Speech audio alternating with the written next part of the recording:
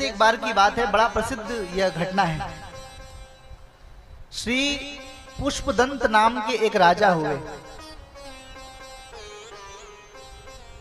वे पुष्पदंत नाम के राजा भगवान की आराधना किया करते थे। तो भगवान भोलेनाथ के पूजन करने के लिए अपने हाथों से वे पुष्प का चयन करते थे। खुद अपने हाथ से पुष्प का चयन करते और उसको फिर सुसज्जित करते और फिर ले जाकर के भगवान को अर्पित करते। वे पुष्पदंत नामक राजा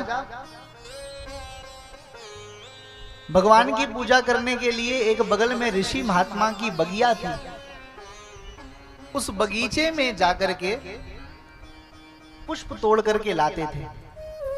भगवान की कृपा प्रसादी से उन्हें खेचरी विद्या सिद्ध हो गई थी। खेचरी कहते हैं आकाश मार्ग में भ्रमण करने की विद्या सिद्ध हो गई थी।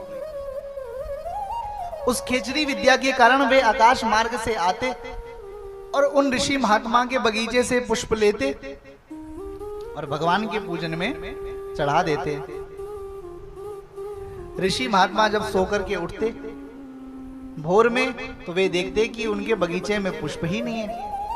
अब वे रोज परेशान हो गए कि हमारे पुष्प जाते कहां से हैं। ये बाड़ वैसी की वैसी लगी हुई है, दरवाजा खुला नहीं, तो ये पुष्प जाता कहां है। न कोई पशु आता है, न कोई जीव आता है, यह जाता कहां से है। उन महात्मा जी ने उपाय कर दिया। आपको बतलाएं, भगवान शंकर के ऊपर चढ़ा हुआ जो निर्माल्य वस्तु होता है, भगवान शंकर के ऊपर चढ़ी हुई जो वस्तुएं होती है, उन वस्तुओं को प्रत्येक मनुष्य को बहुत ध्यानपूर्वक रखना चाहिए। उन ऋषि महात्मा ने भगवान शंकर के द्वारा जो अभिषेक किया हुआ, भगवान शंकर का अभिषेक किया हुआ जो जल था, वो जल ले जा करके जहां जो जिस पुष्प वाटिका थी, उस पुष्प वाटिका के क्यारी के ऊपर डाल दिया। क्यारियों के ऊपर वो पुष्पमाला डाल दी, वो जल डाल दिया। और जैसे ही सुबह हुई, सुबह होते ही वो पुष्पदंत नामक राजा आया और आकर के जैसे ही उसने गलती से भगवान शंकर के ऊपर, शिवलिंग के ऊपर चढ़ा हुआ जो वो निर्माल्य वस्तु था, उसके ऊपर उसने पैर रख दिया। उसके पैर रखने के कारण उस राजा की खेचरी विद्या असिद्ध हो गई, वो खेचरी विद्या नष्ट हो गई। अब वो ऊपर उड़ने की कोशिश करे, आकाश में जाने की कोशिश करे, तो उससे जाया नहीं गया। राजा ने समझ लिया कि जरूर मुझसे कोई अपराध बन गया है। उस पुष्पदंत नामक राजा ने एक बड़ी सुंदर स्तोत्र की रचना की, जिसको कहते हैं महिम्न स्तोत्र।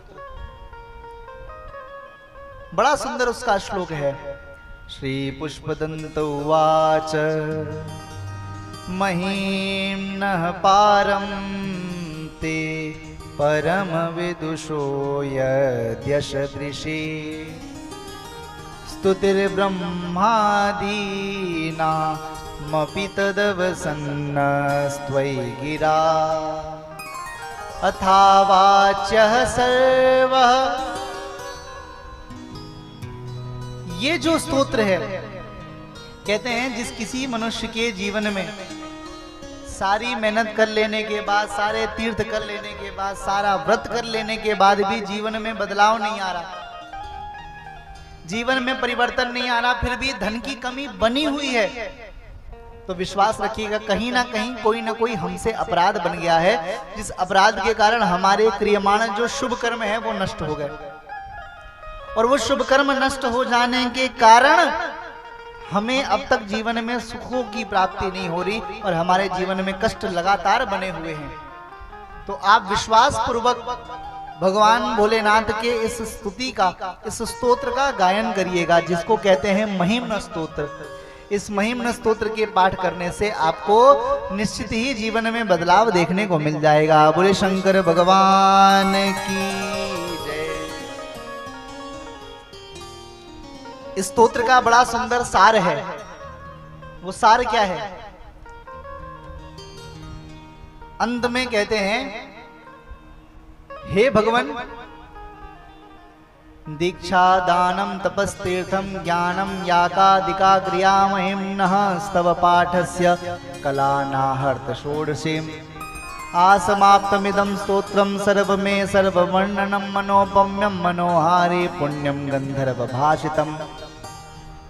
ये स्तोत्र कहता है कि हे भगवान, मुझसे जीवन में जो भी अपराध बन गया है उस अपराधों को आप क्षमा करें। मैंने ये अपना मन और अपना तन और अपना जीवन आपके चरणों में समर्पित कर दिया है। तो हे मेरे भोलेनाथ, आप मेरे अपराधों को क्षमा करके हमारे सारे कष्टों को दूर करें। बोले शंकर भगवान की जय।